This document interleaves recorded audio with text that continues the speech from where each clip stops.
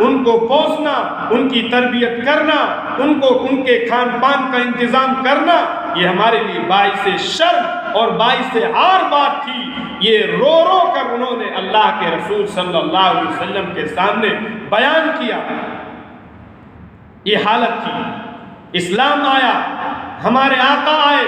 بچیوں پہ وہ احسانات کیے جن احسانات کا کوئی بدل اور کوئی الٹرنیٹیو دنیا میں نہ کسی نے پیش کیا ہے نہ پیش کر سکتا۔ آپ نے فرمایا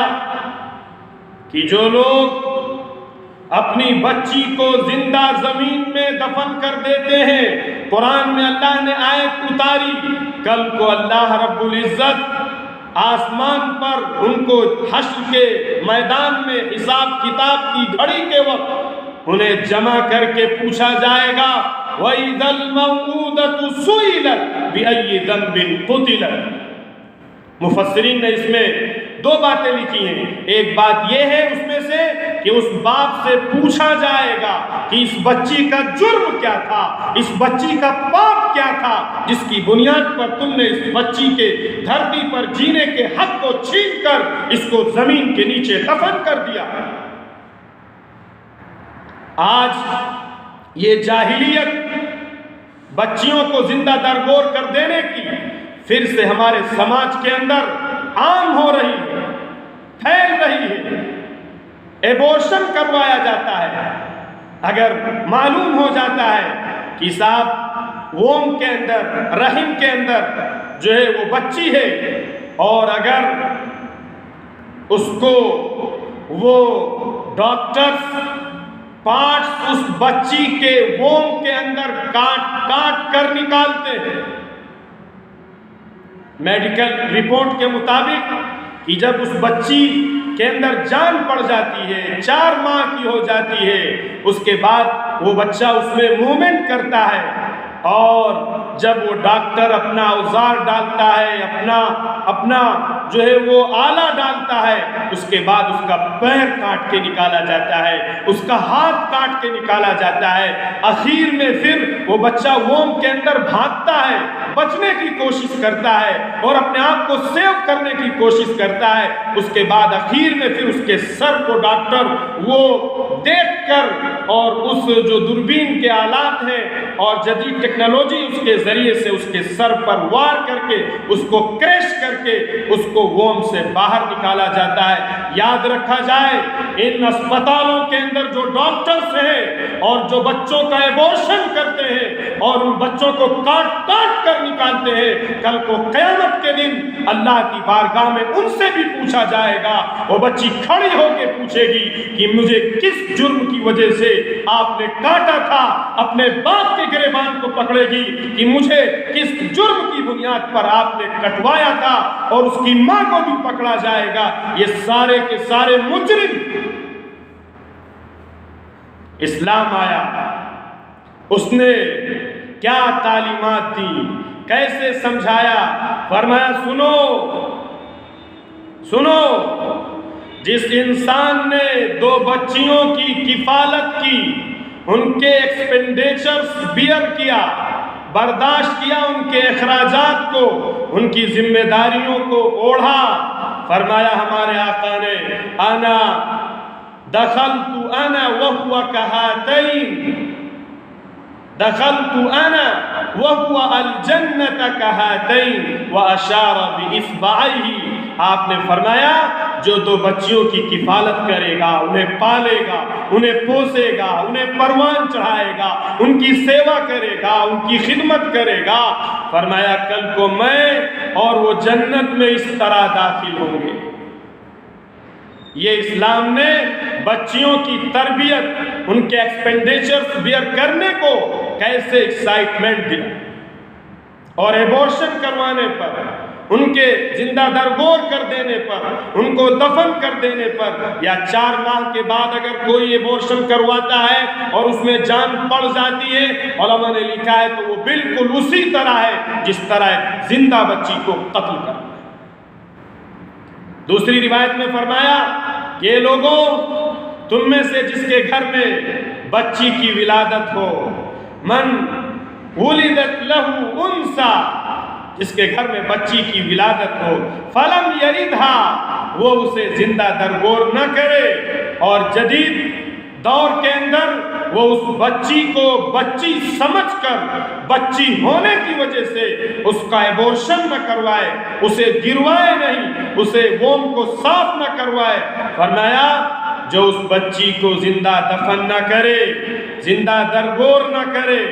وَلَمْ يُهِنْهَا، اور اس بچی کی توہین نہ کرے، اس بچی کو عزت دے، اس بچی کو آنر دے، اس بچی کو اپنے لیے رحمت سمجھے، اس بچی کو اپنے لیے نعمت سمجھے۔ فرمایا اور اس بچی پر اپنے کسی بچے کو، اپنے لڑکے کو پریفر نہ کرے، ترجیح نہ دے۔ جو سلوک اس کا، جو بہیو اس کا، جو محبت اس کی بیٹے کے ساتھ ہو، وہی محبت اس کی بیٹی کے ساتھ ہو۔ فرمایا جس نے یہ کیا اللہ اسے اس بچی کی وجہ سے کل قیامت میں جنت کے اندر داخل کرو۔ یہ دیا اسلام، محسن انسانیت کی یہ انسانیت نوازی ہے۔ آپ نے کہیں فرمایا کہ ان بچیوں میں سے، ان لڑکیوں میں سے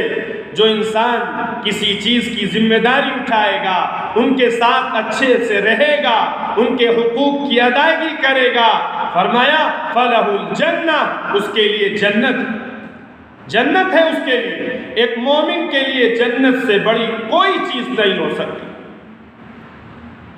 اور میرے عزیز و بزرگ دوستوں، آج جو یہ حالات ہیں، اس میں اسلام کی ان تعلیمات کو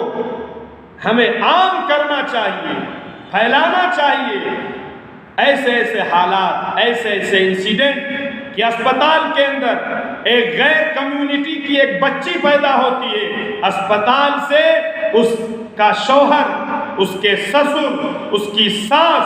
بھاگ جاتے ہیں، اور وہ عورت اپنی اس بچی کو دیکھتی ہے اور اپنی آنکھوں سے زار و قطار آنسو ٹپکاتی ہے۔ اس عورت کا کیا جرم ہے جس کے بچی پیدا ہوئی ہے، جس کی وجہ سے اسے یہ سزا دی جا رہی ہے؟ یہ احسان محسن انسانیت نے پوری دنیا کی بچیوں پر فرمایا۔ محسن انسانیت نے عورت کا کیا مقام تھا، عورت کے ساتھ کیا سلوک تھا، عورت کو لوگوں نے کیا درجہ دے رکھا تھا۔ فرمایا تورث المرأة کما یورث المتاع او الدابہ، عورت کو میراث میں تقسیم کیا جاتا تھا جس طرح سامان کو، جانور کو میراث میں تقسیم کیا جاتا ہے۔ عورت کو گیٹ وے ٹو شیطان کہا گیا، یعنی شیطان کی گزرگاہ ہے عورت کو بلنڈر آف نیچر کہا گیا کہ عورت فطرت کی خطا اور غلطی ہے، العیاذ باللہ، العیاذ باللہ۔ عورت کے ساتھ وہ سلوک کیے گئے، وہ گندے، وہ گھناؤنے، وہ نجس، وہ پلیوٹڈ سلوک کیے گئے جس کا تصور نہیں کیا جا سکتا۔ حالت یہاں تک پہنچ چکی تھی انسانیت کی، محسن انسانیت کی، انسانیت نوازی سے پہلے حالت یہاں تک پہنچ چکی تھی کہ بیٹا اپنی سوتیلی ماں کے ساتھ شادی کر لیتا ہے۔ جس عورت کا شوہر مر جائے، اس عورت کے سر پر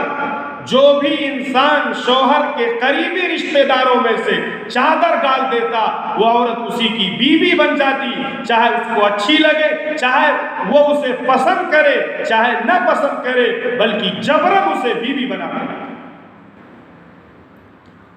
کیسے بدترین سلوک کیے گئے، کیسے اس کے مقام و مرتبے کو بالکل بے حیثیت قرار دے دیا۔ شیطان کا بیٹی، شیطان کی بیٹی کا اسے خطاب دیا گیا۔ اسلام آیا، محسن انسانیت آئے،